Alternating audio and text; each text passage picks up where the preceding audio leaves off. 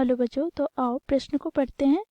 हमें यहाँ पर एपी अर्थात समांतर श्रेणी दिया गया है।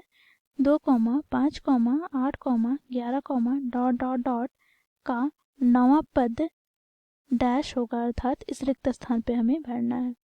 तो दिए गए प्रश्न की मुख्य अवधारणा की बात करें तो बच्चों देखो, यहाँ पर यदि समांतर श्रेणी का पहला पद ए अंतर डी हो तो दूसरा पद हो जाएगा ए प्लस डी, तीसरा पद ए प्लस 2d, इसी प्रकार चौथा पद ए प्लस 3d, इसी प्रकार nवें पद तक।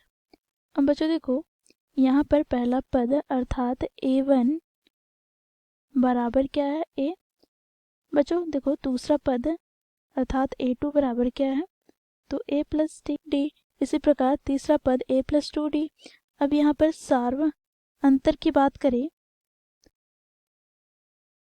तो बच्चों देखो, d बराबर क्या होगा, तो दूसरे पद में से हम पहले पद को घटाते हैं, तो इस प्रकार हम सार्वंतर ज्ञात करते हैं। अब बच्चों nवां पद हम कैसे ज्ञात करेंगे, तो देखो इसके लिए सूत्र होता है an बराबर a प्लस n माइनस 1 गुनी d।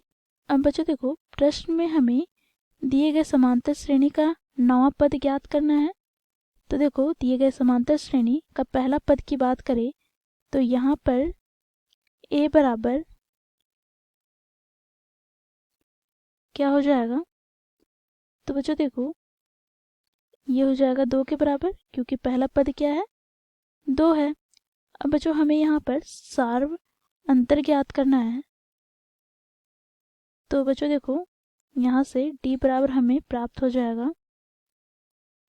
d बराबर देखो, दूसरे पद में से पहला पद को घटाएंगे तो दूसरा पद यहाँ पर क्या है बच्चों, तो देखो यहाँ पर 5 में से हम 2 हटा देते हैं, तो यहाँ से हमें प्राप्त होगा 3। तो सार्वंतर हमें d 3 प्राप्त हो गया। अब बच्चों यहाँ पर 9वां पद ज्ञात करना है, अर्थात n बराबर क्या हो गया 9। तो 9वां पद, तो बच्चों देखो मुख्य अवधारणा की सहायता से इसे हम क्या लिख सकते हैं, तो a 9 बराबर यहाँ पर a प्लस n के स्थान पर 9 माइनस 1 गुनी t, अर्थात a के स्थान पर हम क्या रखेंगे, तो 2 अर्थात पहला पद प्लस 9 में 1 घटाएंगे तो 8 गुना d के स्थान पर हम रखेंगे 3। अब बच्चों देखो यहाँ से हमें प्राप्त हो गया 2 प्लस 8 दिया 24, और 24 प्लस 2 कितना हो जाएगा, तो 26। अर्थात बच्चों देखो 9वां पद हमें कितना प्राप्त हो गया, तो 9वां पद हमें 26 प्राप्त हो गया। तो यही हमें प्रश्न में पूछा गया है।